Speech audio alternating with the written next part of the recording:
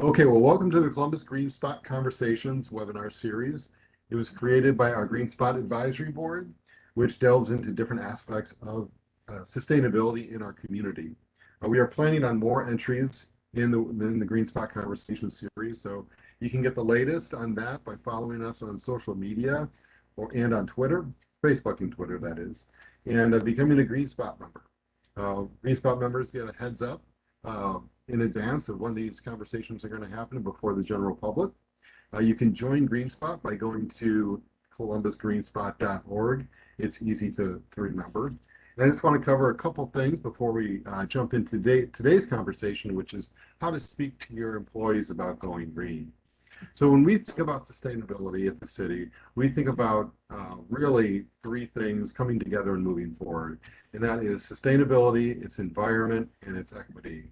Sustainability, or actually environment and economy. So when you have those three pillars moving forward, that's when you truly have sustainability.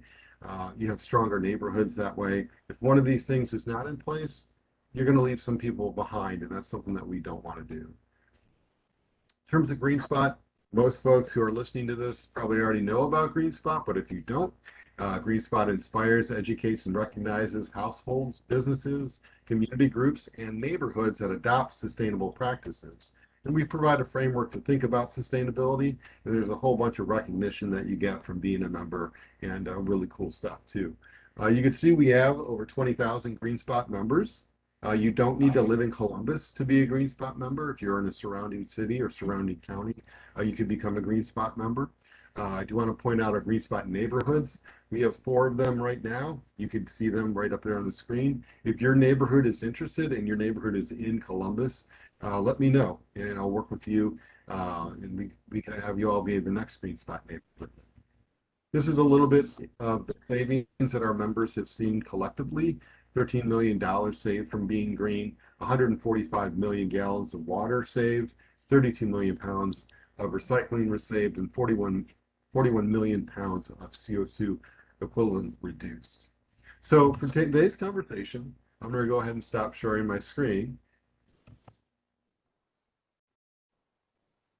And so we have great panelists here today to have a conversation about how to engage your employees on going green, because it's something that is critical for the success of any sustainability effort. And really, when it comes down to it, like the bottom line of your business, it can help that as well. So I have asked the panelists, we're going to do a round robin of kind of introductions, and so just tell us who you are, your organization, your business, and also what's one thing you have done or your organization has done within the last week to be a little bit more sustainable. So, and I'm just going to go kind of in order of how I see you all on my screen here. So, Megan, I'll turn it over to you first, and then when you're done, if you want to pick one of the other panelists, and we'll just do that way. Fantastic. Thanks, David.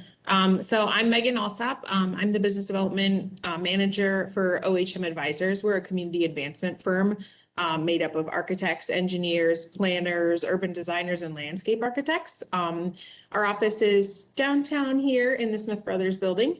And so we are really interested in the GreenSpot initiative from both our passion for advancing communities and the built environment. So we're looking for ways to go greener in both how we operate our office, how we interact in our home lives, and also how we design projects that affect, obviously, the community long-term for generations to come. So I guess in terms of getting more sustainable in the very recent past, I am going through a pretty extensive home renovation project right now, which has presented a lot of opportunities to make choices related to landscape design for like native non-invasive plant species in my yard. I helped my neighbors plant a garden this weekend, which was super fun for my kids just to see them interacting with different plants and thinking about, talking to them about food waste and things like that. And then yeah, so that's kind of what's going on in my neck of the woods. In the office, I think actually the pandemic has presented some opportunities to go green in terms of how we communicate. So that's been an eye-opening thing to see unfold over the last year. So that's me, and I will kick it over to Kristen. Thank you, Megan. That was nice to hear about. My name is Kristen Dameron. I am an environmental health and safety specialist at Hikma Pharmaceuticals.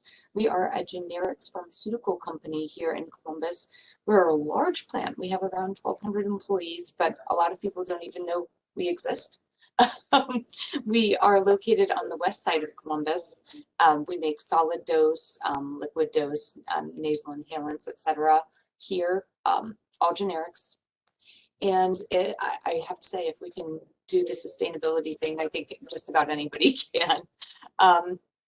As far as recent sustainability on a personal level, like Megan said, we do our own gardening. We grow our own vegetables where we can. We did start that this week at home.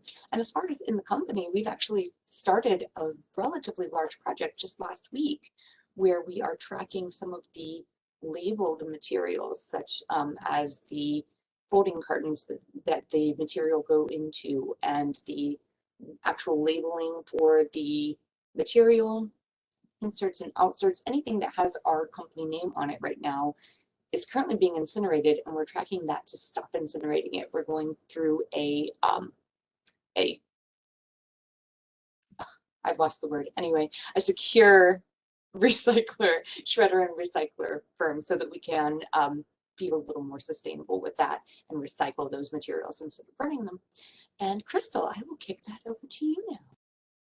Thank you. My name is Crystal Huey with Corporate Cleaning. We are a commercial and construction cleaning company. We've been serving Central Ohio since 1997, and I'm very excited about green cleaning. We had actually started studying it years ago because in the cleaning industry, the level of VOCs can really be toxic, not only to the residents and customers that we serve, but to the employees. So as a benefit to our employees to keep them safe, we wanted to reduce the harm coming from the chemicals we use to reduce us irritating their respiratory system or causing them to have asthma.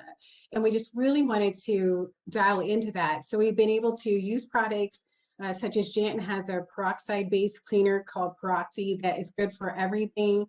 And in places where I couldn't find an affordable product, I actually studied some of the green chemistry and developed our own line of green cleaners. We have an all-natural scouring powder, a glass cleaner, and recently, this past year, I developed an air freshener that does not make people sneeze. So that was huge for us.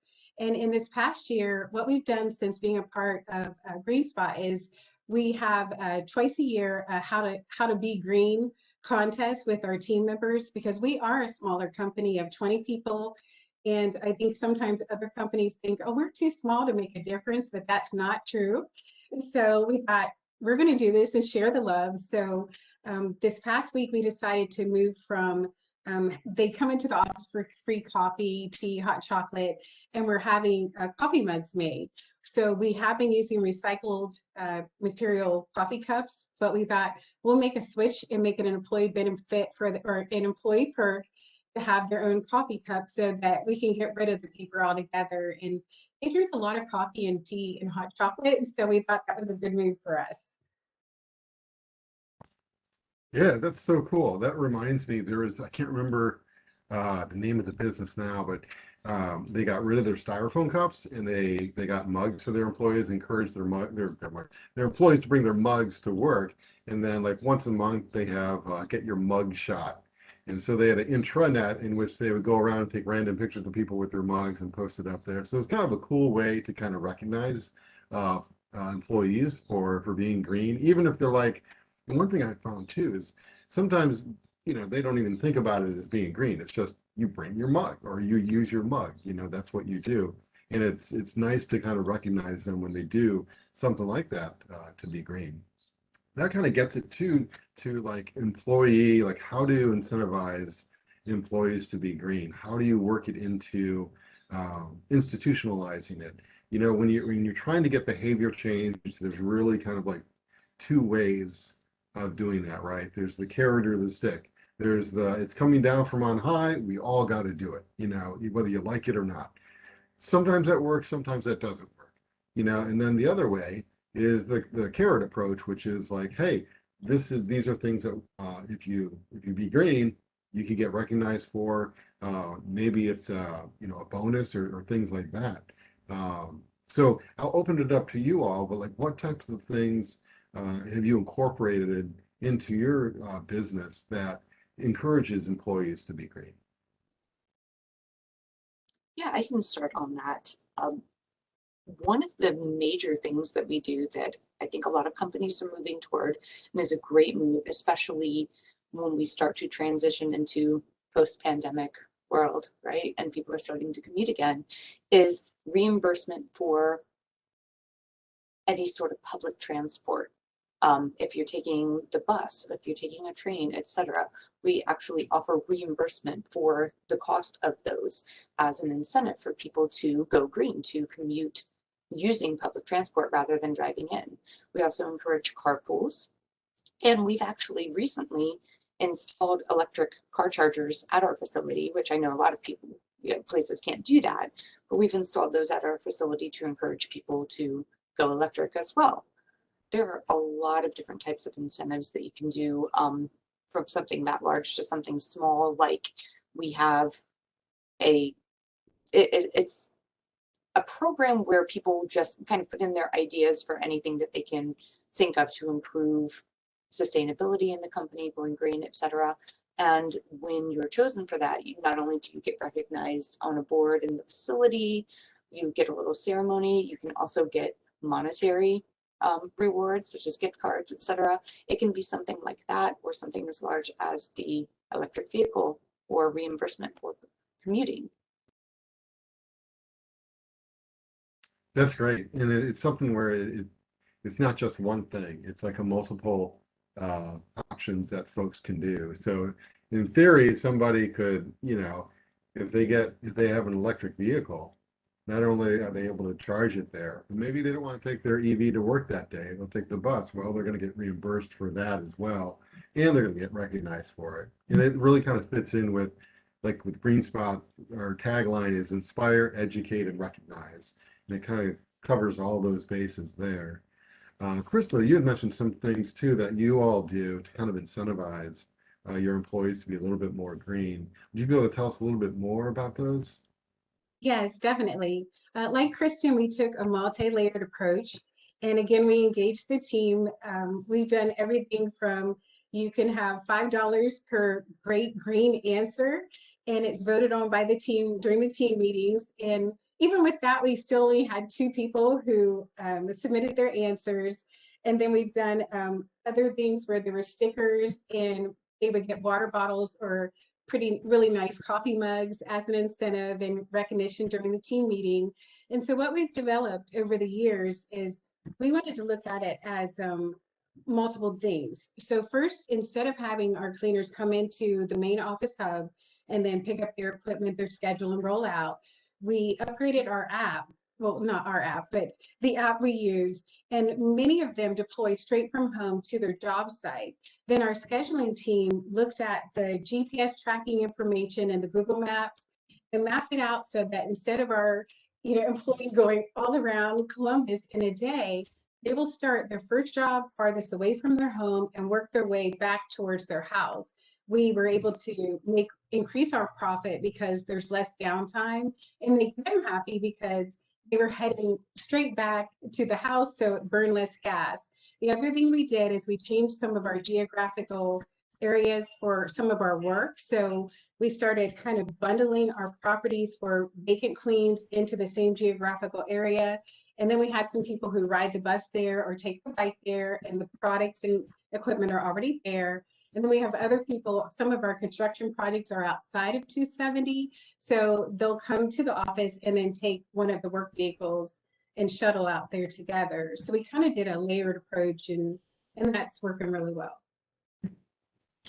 Yeah, so to piggyback a little bit on that bike idea, we're actually really fortunate to work in a building where we have bikes that we can rent from downstairs. So not so much the city bikes that you see around, but right in our lobby. So that's always a really fun and kind of perk that we love to share with our employees.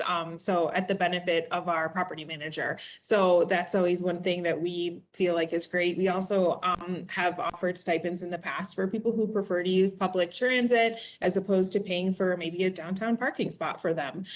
So however you want to get to work, we'll support that. And you know, CODA is a longtime project partner of ours. So, you know, another way that we like to sort of implement modes of travel and reducing waste through that is through our design efforts. So for example, we worked with CODA as part of the project team on the CMAX down Cleveland Avenue. So that's something we're really proud of having been a part of. That's great. And a couple of themes that are kind of emerging, and one of those is a layered approach. Is that, you know, it's one of those things that you have to do. You can't just do a flash in the pan where it's like, this is just one thing we're going to do to be green. You know, sometimes it's like, maybe you have to start like that. Like if your leadership isn't familiar with sustainability, so you kind of work on, maybe it's like changing out the lights and things like that. So you see that quick return on investment. There was one organization that they were great. They changed out their lights, and the employees were like, "Oh my gosh, this is great! Like this is easier on our eyes. Like we could actually see, you know, things." And so I kind of boosted morale that way. Another organization that's a GreenSpot member, they offer not again because of COVID. I don't think they're going into the office, but they did offer, I think, $1,000 to their employees if they rode their bike at least 12 times to work in a year. I thought that was that's a heck of an incentive, you know, is when you're offering either gift cards or in this case it was, you know, a check, cash. It really gets people's attention. And then, you know, that's sometimes what it takes to develop habits for folks. Like, you know, there's a segment that you're never going to reach, right? There's another segment that they wanted to be green, but they just don't know how. So it's that educational component. And then when you provide the resources to do it, that's really when you get folks jumping on and then being green and then developing those habits and keeping those habits over the long term. So another question I have for you all, and this is kind of open to anyone really, but so you have like your workplace going green. Do you engage your employees on how they can be green at home, for example, as well as the workplace? So what are, I guess, some of the more is there more like one-on-one type of things that you all do, like lunch and learns or things like that? And I'll just throw that open to anybody to answer. I can start. I know, you know, personally being the, I guess, GreenSpot rep in our office, the person that has the login to manage our account and share information, I found a lot of really good appreciation for sharing the GreenSpot Backyards program with staff that are maybe new to the region or just aren't aware of it. It just gives a nice little perk to whether you want to do a rain barrel or you want to do composting or you want to plant a new tree. It's just like really easy way to get involved and really nice perks from the city to be able to, you know, I think David, you talked a little bit at the beginning about the lawnmower program that was new this year too. Just a really easy way to make some little incremental steps in your homestead. A lot of people have a ton of pride and ownership for their yard, for their garden, as Kristen talked about. It's just a super convenient and easy way to make little changes here and there. So I think that's always a good thing that we share and have gotten good feedback on from our staff. And really it's just sort of spreading the word and letting that percolate into people's home environments, that going green isn't just about, you know, maybe double-sided printing in the office, but there's things you can do here, there, and everywhere that add up to a big difference. And Yeah, that's absolutely true. Oh, sorry, Crystal. Go ahead. No, go ahead. Okay, that's absolutely true. We do lunch and learns a lot with our employees as well, where we will discuss things like that. We can do, we haven't done them recently with COVID and everything, but we discuss recycling opportunities, going green at home. We work through our incentive program with HR to come up with incentivized ideas for people to be greener at home. We also, one of the largest things that we do is every other year at this particular site, we work with our hazardous waste vendor to have a household hazardous waste take back day, where we encourage everybody to bring in their household hazardous waste, insecticides, pesticides, paint, stains, anything. We'll take anything except for your stove or your tires, basically. And we will recycle them at no cost to the employee. We'll dispose of them however we need to do that. That's one of the large things that we do for the employees, but there's so many different ways. One of the great ones I really liked that Crystal mentioned was the mugs. I mean, if you do the mugs at work, that helps to bring light to what people maybe are using at home, and maybe encourages them to use dishware at home instead of recycled or non-recyclables. Okay, so what we've been doing is twice a year, we, as a part of our team meetings, have a conversation with our team about thermostats. And so we've also found that when it comes to green, if we can incorporate how this is going to most benefit them and save them money, then they're all ears. So in the spring, we'll talk about, okay, when you go into the properties and the projects, the thermostat needs to be set here. When you go in, don't crank it, all the way down to 50. That's inefficient, hard on the system. Just put it down a little bit. We talk about the range it needs to be in, and it's crucial that it's put back there when they leave. And same for the winter time. The winter, don't turn it up to 90. That's inefficient, hard on the system. Then we talk about how that relates to them at home and making that change either by getting a smart thermostat or the good old fashioned on your way out the door, hit the thermostat, adjust it, on your way back in, bump it, and even adjusting it at night, and how that translates into dollars for them saved off of their utility bill. We talked to them about making sure they have good appliances, especially that washer and dryer. There's cold water detergents that do an amazing job. And so we just talked to them about things like that, weather stripping in the fall, and just kind of say, how can we help you save money? And they really love that approach to being green. That's great. And again, it's like this multi-level approach to it, multi-layered approach to it. And Kristen, you had mentioned something that it rung a bell with me. That's HR, right? So wherever, whatever business you're in, you probably have an HR department or you are the HR.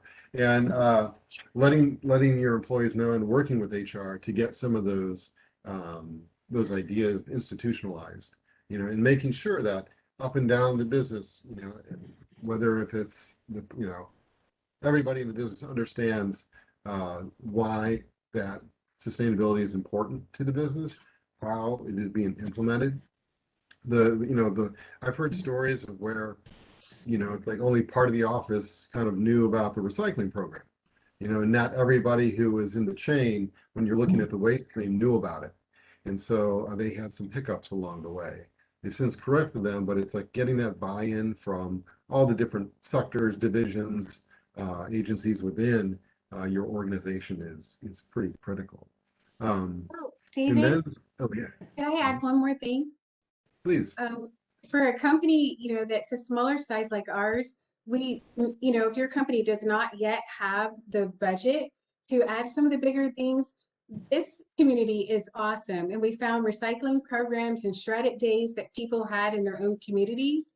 And some of our guys were interested in composting, but didn't know how to go through that. And there's a place, I can't remember their name, but they provide composting bins in some of the suburbs, or you can get a composting bin for your own home. And so there's lots of resources for those smaller businesses too.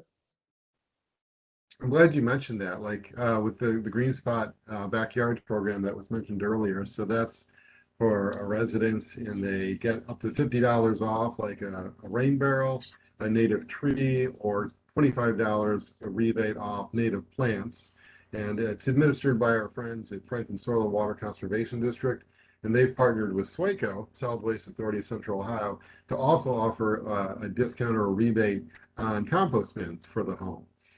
So it's just, there's a lot of resources out there. And it's one of those programs too that fills up pretty quick. Like last year, I think we ran out of rebates. So if you're viewing this, and I encourage you to let your employees know about it sooner rather than later. It is live now. It went live May 1st this year with that. So it's like, it's another thing to, yeah, to get connected so you know what's out there so you don't have to kind of recreate the wheel. So the other thing too is, saving money and basically how to create a sustainability team um, at your office. Like, how have you all gone about that? I know that we have small, medium, and large businesses here represented.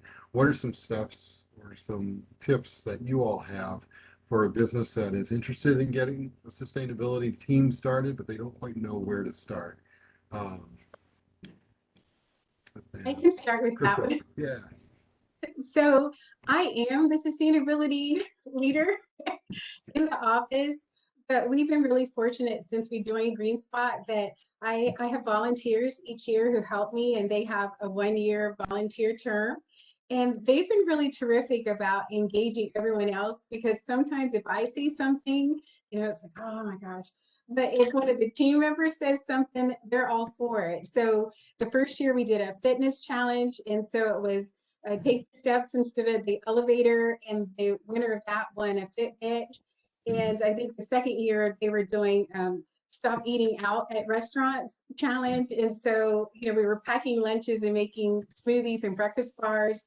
And so we just really kept it fun. And I think sometimes they thought, oh, we're going to be green, we're going to lose something. And we're like, no, you're going to gain so much more. We planted trees with David, and that was really fun. So we just keep it fun, and it should never feel like a chore. So that's how we've approached it. It's fun, it's great for the planet. And we display our GreenSpot decal proudly. So that's us. So I will comment that we don't really have a sustainability committee, but I think, being architects, engineers, planners, sustainability starts to percolate just in everything we talk about and do. So, a lot of the things we talked about are wellness-based things. Like our HR team is constantly doing different challenges about drinking more water, and to incentivize that, you get a cool OHM water bottle. And so we're doing things that we don't even realize we're doing, like you talked about with the coffee mugs and things like that. It also just feels nicer to drink coffee out of a real mug than out of a styrofoam cup. So it's interesting that there's perception that it's going to be a lot of work or a lot of effort, but a lot of these things come more naturally to all of us just because they're comfortable. And why would I get a new cup every time? So, I think partnering with our HR team, partnering with our administrative and operations team, because many of the measures we're doing save time, they save money in addition to helping the environment. So for us, it's kind of just little steps here and there that ladder up to a larger initiative and goal. But we do one-off things, planting trees and cleaning up for Earth Day, and doing different highway cleanup events, because that's part of where our focus is. We're really passionate about transportation, so that's where our community service comes through. There's some great events that the city has partnered with related to different races and walks for water quality and access to things like that. So it's kind of doesn't feel like a one-person committee or a no-person committee. It feels like everyone doing a lot of small steps that ladder up to protecting the planet and the environment. It's interesting for me working at a large company. Our sustainability team is global. It's something that's baked into our values as a large company, which we're very lucky for that. We are a very, very large global company, but we're also a family-owned company, which is kind of an interesting place to be. But to the family, that sustainability part is really important. So it's great that we're able to have a global sustainability and energy committee, but at the same time, you have to do stuff at the site level, right, to really make a large impact. So partnering with HR, with activities teams that we have that maybe do drug take back days, etc., to do highway cleanup, volunteer activities.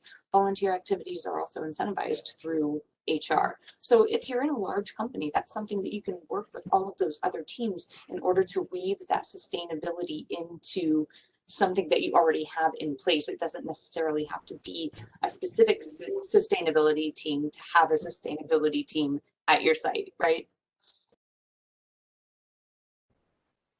Yeah, absolutely. And it goes to show that there's different models that you can do for your organization.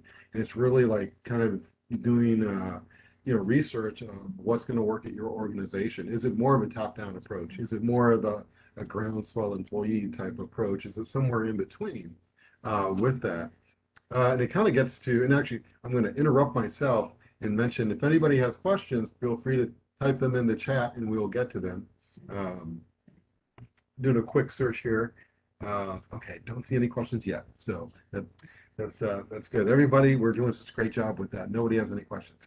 But one of the things with sustainability, and I'm kind of taking notes, so you'll see me look off to the side here, but are the challenges of sustainability, right? I know like for us, well, one of the, before I get into that, let me just say like with the city, and I know it's a little bit different because we're the city, but we try to have sustainability throughout the department. So, and it really starts with Mayor Ginther in setting the goal of being a carbon neutral city by 2050. And we have the Sustainable Columbus Initiative that looks at using renewable energy for residents, rooftop solar, and also like having strong neighborhoods. And that kind of percolates down and it really threads through the different departments and the different initiatives. So when we look at a new project or a new program, equity is one of the lenses that we look at it through. And I mean, with that, in the city, many people don't realize that there's probably about 8,000 or 9,000 people that work for the city of Columbus. So we have a lot of employees. I wish I could say they're all like me and they're all like great when it comes to sustainability, but we're all people, right? And I have my own faults too, don't get me wrong. But sometimes it's that continual education, and it brings up a question, and I know we're kind of running out of time here, but the challenges of being sustainable. And I want to talk about that for a few minutes here. So I didn't know, and I'll throw it out there. Like, what are some of the challenges, and how have you overcome those challenges when it comes to sustainability? It could be on a particular project. It could be maybe it's a certain division at your place of employment, something along those lines. But what do you think? For my company, again, being a large company, we have to work with a lot of different parts of the company. You have to work with engineering, work with regulatory, work with many, many different departments in order to get something through. And things can take a really long time to go through. I worked on a large cardboard recycling project for 2.5 years before we actually came to the conclusion of that project. It can take a long time, but when you really, if you know the right people to get in your corner, if you know the right engineers, the right regulatory people, whatever you have to deal with in your larger company to partner with you on that, then it can make things go a lot more smoothly. Another thing when you have large companies is you have a lot of employees and it's more difficult to get everybody to do even just the small recycling, putting aluminum cans into the recycling bin, plastic bottles into the recycling bin, etc. So just making that recycling more accessible and maybe even cheating and making it a little easier to get to than the trash is. Maybe putting everything closer, all the recycling closer to where the employees are gathering and the trash further away can make things a little bit easier. But those are the challenges for my type of company. I'm sure Megan and Crystal have some different challenges. Yeah, I think some of our challenges stem from, and I'm actually interested to hear the feedback of other folks on this call, whether in the chat or on the panel. Leasing an office space, you lose control over some things that you would normally do differently. So I'm interested to hear how that's impacted other people and how you work around some of those measures. I think for us, it's a matter of staying relevant and current, because generally our team's going to say, wait, why does this matter to me? So for instance, with the water bottles, they were we're switching over to, they're getting the nice, what is it, BPA free water bottles in place that we used to provide bottled water for the construction sites. And they were like, oh my gosh, until we said, no, we're providing them for free. Okay. So then we realized we're going to have to provide at least two because one will be 30. And then it's going to be a matter of when we pop up on the sites, checking to see, hey, do you have your water bottle? And we'll probably have an incentive around that too, because they'll do what is it? People will do what you inspect, not what you expect. So we're going to have to really engage to help them change the habit, because when they're pressed for time, they're going to default to what's easiest, and that's not always what's greenest. So Yeah, and that's something like we have found with even with the city residents, right? Like before the recycling program took effect back in, I think we started in 2012 or 11 is when it started to roll out. But the city's participation rate in recycling was, I think, it was like 10% or less, I believe. Um, and that was because it was subscription service, right? But after the city implemented the program, the residential recycling program, the participation rate jumped to 70 some percent. And it's like people want to do the right thing, and if you give them the tools to do it, they're happy to do it, and you'll see that difference. Um, and Kristen, you had mentioned something that it struck me as just sometimes things don't go as fast as you want them to go, right? And like in government, there's a million different aspects you have to look at, how it's going to impact everything, whether if it's an internal operations change or if it's an external operation change. You have to look at all those, and you have to get feedback from everybody to see, A, is it not going to upset the apple cart, right? If it is going to upset the apple cart, how many apples are going to fall off, and that type of thing. So, but when you do go a little bit slower, you're able to get more buy-in, I think, and then whatever change happens is going to last longer because you're not going to have people who are just going to resist it because it's something that happened overnight. So I think that's also something big to remember. And also, yeah, you're right with in terms of like leasing space or renting space. How do you incorporate sustainability because you are kind of limited? Maybe it's if you're a small business and you don't control the waste stream in terms of it's all going, to the landfill, and the place where you lease doesn't have recycling. If you're a small business, you could actually take your recycling to one of the SWACO drop-off locations that have the dumpsters there. So that's a way in which you can incorporate recycling into your business model, even though you rent. Maybe it's even encouraging employees to turn off their computers if they can. I remember I was talking to some folks in our shop. I worked with public utilities, and they're like, Dave, we need those computers on so we can monitor, critical infrastructure. I'm like, oh yeah, I'm not telling you turn those off, but so maybe like for me, right after the workday ends, I shouldn't be leaving my computer on all day or all night rather. And there's a lot of other people that are like that. So it's like encouraging people, letting them know what they can do. It might even be something where it's like, well, yeah, why would I leave the light on when I leave the room? I'm wasting money. It's like, yeah, that's right. And you're wasting electricity too. So a lot of these things kind of go hand in hand, being green and saving money. I did want to mention real quick, and I'm actually going to attempt to share my screen. Now, it's been like a year, right, of working remotely, so hopefully this works and I don't like end the call here. But let's see, let me X out of this. So our GreenSpot Advisory Board put together a, let's see, go ahead here. Well, this is our Columbus Facebook page, so you can always follow us and learn about all the cool stuff that's upcoming. So on Columbus GreenSpot or columbus.gov/GreenSpot, or you can type in columbusgreenspot.org. If you go to the Sustainable Business Classes and Resources section, you'll find that there are a number of resources for organizations. So the business case for a sustainability manager. So maybe there's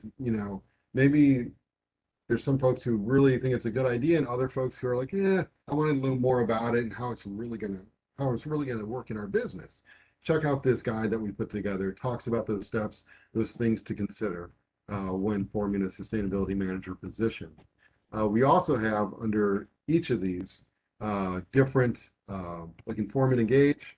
So we have some template signs, how to start a green team at work. So with that, it's literally just what it sounds like. What are the steps needed to form a green team at work? What are some of the actions that you can take? One thing I really like about this, I'm going to just try to get to it real quick here. Of course, I can't find it, right? Because it's like, we're recording. But in here somewhere, it talks about like kind of like the cycle of, you need to know a baseline. Baseline data is very important. Then you want to collect strategies of how to become more sustainable, see which ones you want to take. After those actions, you want to see if they were successful. If they were successful, celebrate those successes and let your employees know about it.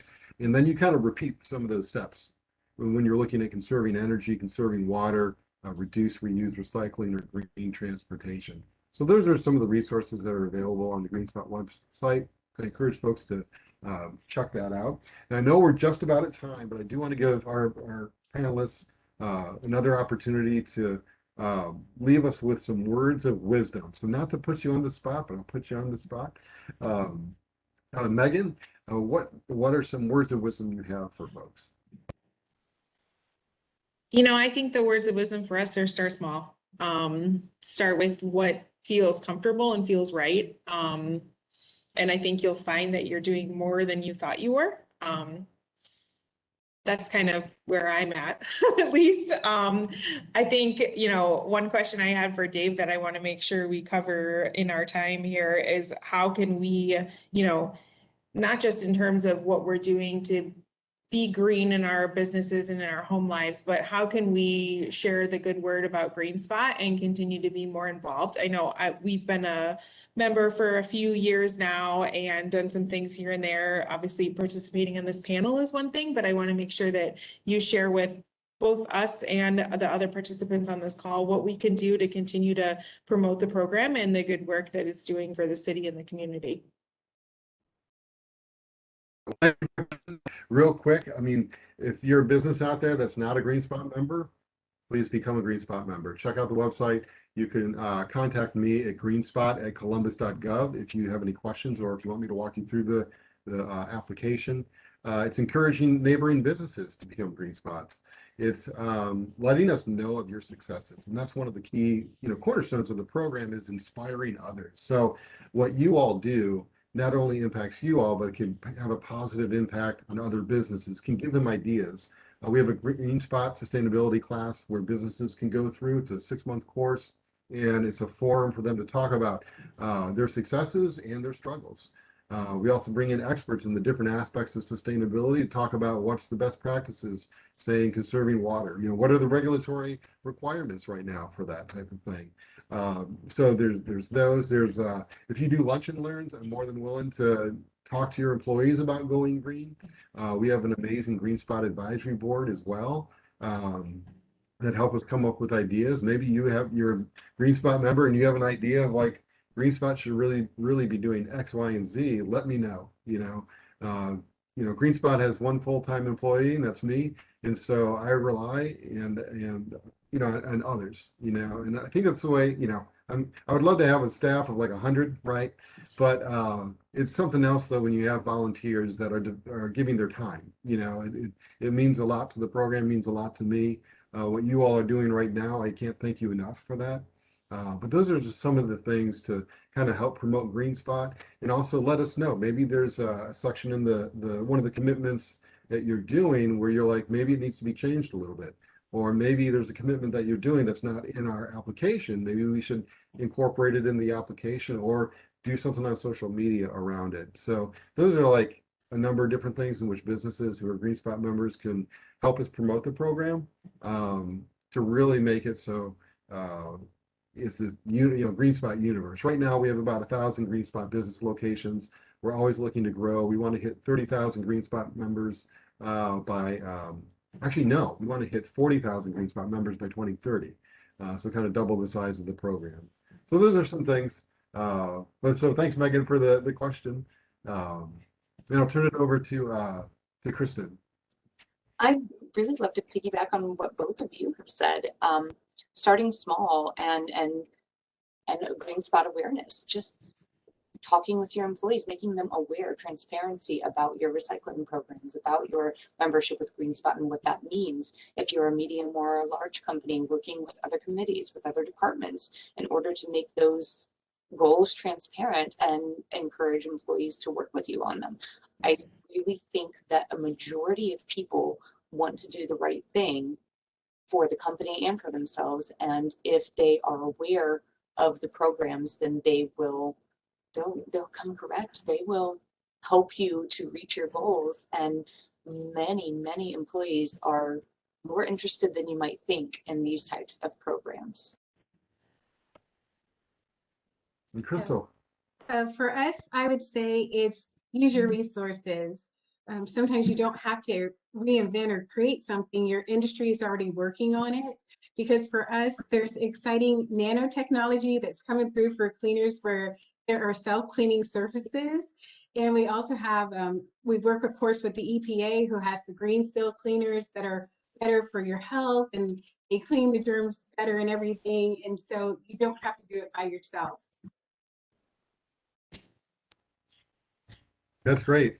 All really good. And I don't know if you saw the comment, but and hire Crystal's company to clean for you if you need a clean janitorial company. So thumbs up to that. That's awesome. So I do want to thank everybody, all our participants who've taken the time out of their day here. Crystal, Megan, Kristen, I can't thank you all enough for taking the time out of your day, helping plan this and being a part of it. We'll have this recording available online, and we'll post it up on social media once it's ready. I am going to go ahead and stop recording. So have a good day, everybody. Thank you so much. Thank you. Thank you.